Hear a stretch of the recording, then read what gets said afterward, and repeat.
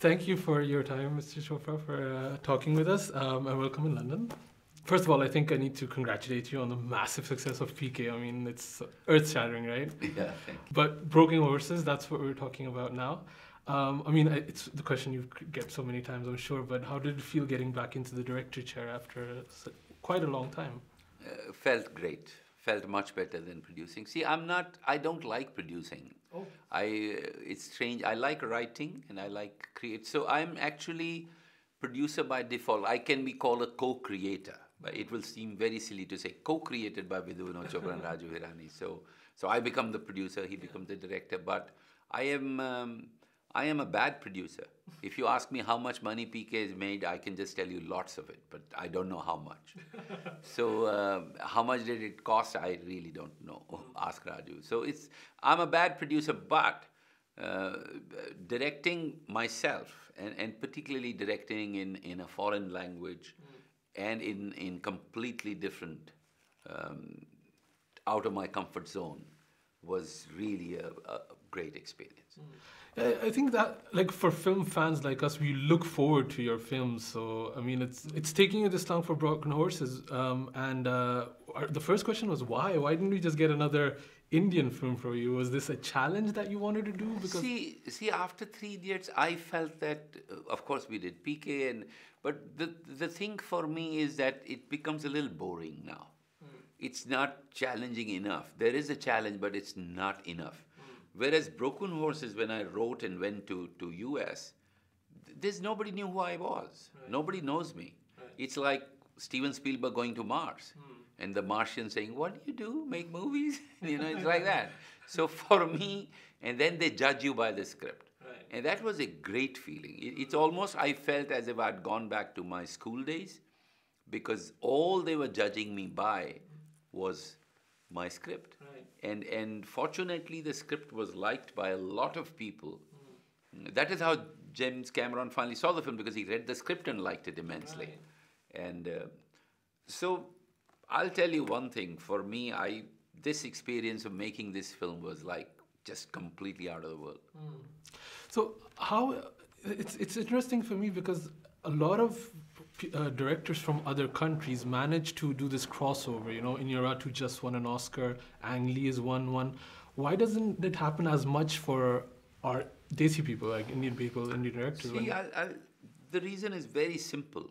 First of all, Ang Lee has lived in US a lot. John Woo was interesting because he went from Hong Kong. But our cinema is so over the top, and our actors and the whole thing is so over the top that we would be laughed at, actually, in Hollywood. One of the things I had to fight was the prejudice people had towards Bollywood when I went to make a movie there. So really speaking, and Alfonso Cuarón said that when he saw the film, and he had seen 1942, A Love Story, he says, "I'm overwhelmed, Vinod. How did you make this smooth transition?" Because it's a different art form. See, when a mathematician or a chemist or a scientist goes from India to Oxford or Cambridge, he's doing the same science. But we are not making the same film. It's a different art form. And that is why for you to be able to master this art form is a completely different ball game. It's not the same thing. When you'll see this film, I assure you that till you read my name at the end, you wouldn't believe that a Desi guy has actually written, produced, and directed this film. Right.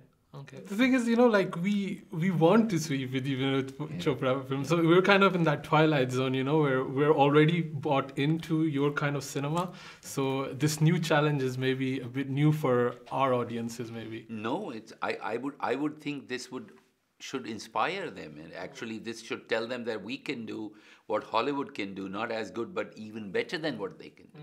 So for us, and it's not that I'm going to make more and more films in India. It's not that I can never leave India. India lives in me, and I live there. So I will make more films in India, but this is an amazing thing that a guy who can make Three Idiots or 1942 can actually get up and do Broken Horses and bring it to our people and make them proud, hopefully. Right. I don't know if you saw this video a few weeks ago by Adi Shankar, who's a producer in the States too, and he was saying that to make it in Hollywood, you need a big star, a big director, or a franchise property. Was there ever and I thought of you to maybe bring a star from Bollywood or do a Marvel or something movie like that. See, I had not seen this video, but I had an option to have a big star in this film, and I opted out of it. Thank you. I have to thank Reliance, who backed me financially. They had done Three Idiots. It was like a choice that no studio would ever make, but I put Vincent D'Onofrio there instead of a big star because I believed he was the right cast for the role. I haven't seen this tape, but I disagree with that. Okay. I believe that if you chase excellence in whichever field you are in, success is bound to follow. If you take Munna Bhai, you mentioned, when Sanjay Dutt, I put him in the role, he was not a big star. When I took Vidya Balan for Parinata, she was nobody. Nana Patekar for Inda was nobody. Raju Hirani was nobody before Munna Bhai. So how does that happen? And I can name many people who started with me in their first film. So you have to be good at your work. But I understand where he's coming from. Maybe he's talking of the big blockbusters and, movies like that. But I believe that if you make a great film, like I believe Broken Horses is a pretty good film, it can go places that no other film has ever been to. So, final question. When Broken Horses comes out, what will be, for you, the measure of success? Because, with PK, you make so much money anyway. Money can be important. Artistically, you're one of the best filmmakers in India. So, what would be your measure of success for Broken Horses? I would like Indians to see this film, and South Asians, and feel proud. I think if my community, my people are proud enough to see this film and they take their British friends and say, look at this, and we've done it, I think I would feel that is what will make me happy. I think that is really the measure of success. If people who are like me, where I belong, are proud of it.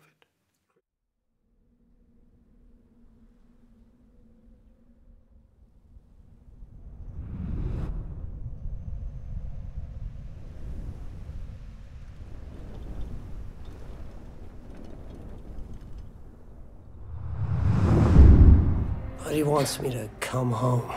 He got as a present. He says he can't bring it to the wedding. You haven't been back for ages. Go. It's a surprise. Really? Yeah, close your eyes. Well, how do you like your wedding gift? Buds, where did you get all the money for this? I've been working hard, Jake. My boss, he saved my money up good. Well, welcome home, kid. You got to put him to sleep. There's a lot of bad people out there, Jake.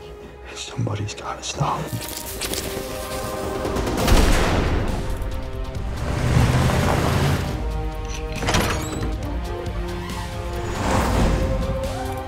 But he's gonna die. I have to get him out. I gotta find that bad man and I gotta crack his skull in.